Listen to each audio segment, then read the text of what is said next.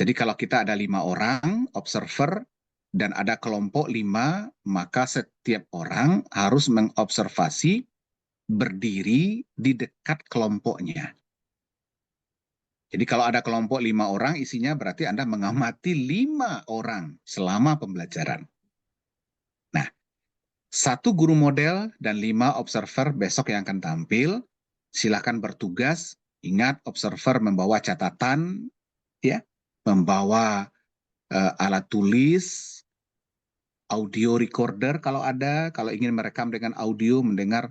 Kadang-kadang ada anak bercakap-cakap di kelompok itu, tetapi mereka out of the box gitu ya. Jadi mereka berbicara di luar konteks itu. Jangan-jangan mereka ngerumpiin gurunya lagi gitu ya. Bisa juga pakai kamera ya, pakai kamera. Tetapi tolong kalau bawa HP ke dalam kelas, nada deringnya dinonaktifkan, blitz-nya juga dimatikan. Ketika Anda memfoto atau memvideo itu tidak mengganggu mereka.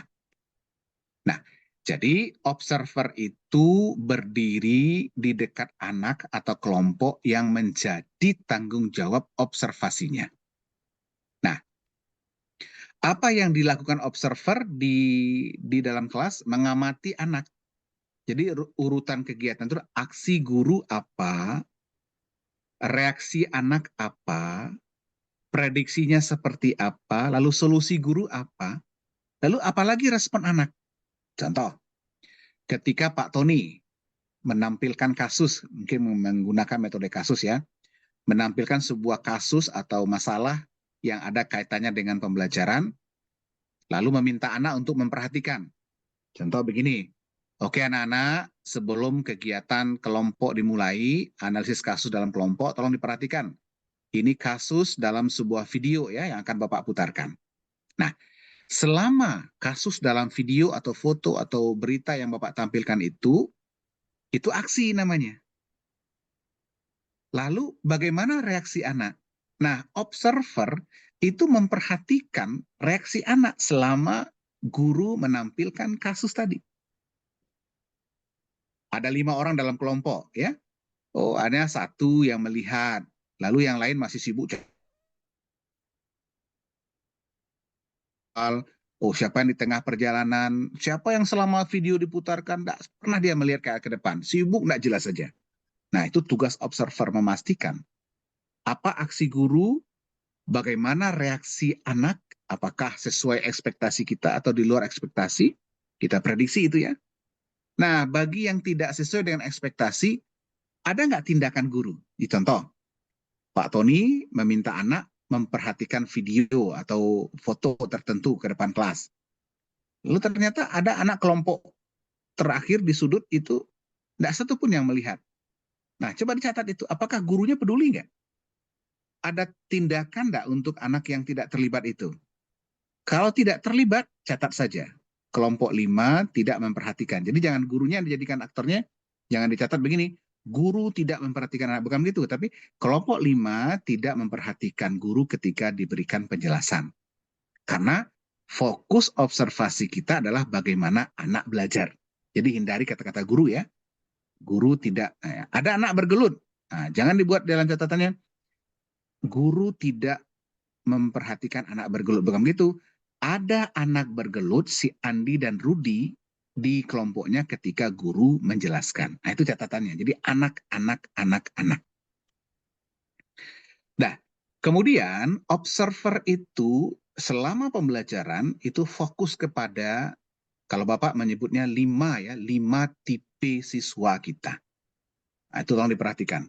Tipe pertama adalah yang disebut dengan inisiator kolaborator. Siapa mereka ini? Anak-anak yang dalam kelompok yang mampu menggerakkan kelompok. Dari mana kita tahu anak tipe ini? Nah, kita dengar mereka itu. Siapa yang ada mengeluarkan kata-kata, ayo kawan-kawan kita mulai kerja yuk. Kamu punya buku nggak? Kamu bagaimana? Nah, bahasa-bahasa itu berarti indikasi kalau dia adalah inisiator kolaborator. Anak yang punya inisiatif untuk berkolaborasi dengan kawan-kawannya. Dia peduli dengan kawan.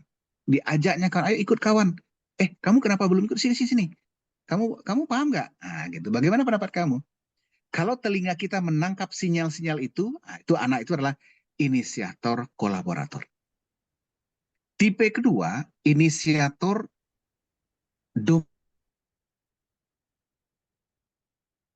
inisiatifnya itu untuk menguasai kawan-kawannya.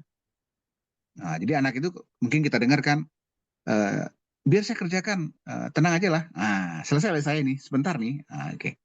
Lalu apa yang dia kerjakan dikasih sama kawannya. Nah, dia menguasai, dia tidak mau ada orang lain gitu ya. Jadi kita batasi dulu inisiator dominator. Dia mendominasi. Dia pengen tampil.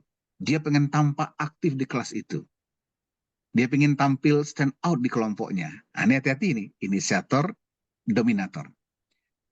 Yang ketiga, inisiator kontributor. Nah, ini beda lagi sedikit nih. Sama-sama punya inisiatif, tetapi anak ini tipenya tipe baik hati. Dia nanya temannya, dikasih pinjam catatan, nih catatan. Apa jawaban kamu? Ini jawaban, catatlah. Dia nggak mau ribet. Dia nggak mau menjelaskan. Dia pengen, yaudahlah kamu kerja, kamu lihat aja lah sendiri. Kamu catat aja ya. Nah, inisiator kontributor. Orang baik hati, tapi nggak baik dampaknya bagi temannya. Ini memicu lahirnya pembonceng-pembonceng. Kalau ini ada di kelompok, maka teman-teman yang lain itu akan selalu tergantung kepada dia. Ah, itu bahaya. Bahaya. Tipe keempat, gray student. Siswa abu-abu. Nah, ini on-off ini. Kadang rajin, kadang fokus, kadang hilang semangatnya. Kadang sibuk, yang lain. On-off. Dan yang kelima tipenya adalah siswa pasif. Passive student. Perhatikan dalam kelompok itu ada anak-anak yang termenung saja dari awal. Diam saja, wajahnya cemburu saja atau tanpa ekspresi sama sekali. Tugas observer mengamati dinamika dalam kelompok dan fokus kepada bagaimana anak belajar, dan untuk membantu Anda mengidentifikasi karakter anak, gunakan 5 tadi. Jadi dicatat mana yang inisiator kolaborator, inisiator dominator, inisiator kontributor, gray student, dan passive student. Nah, nanti setelah do, kita diskusikan dalam forum refleksi. Coba, kamu mana hasil observasinya?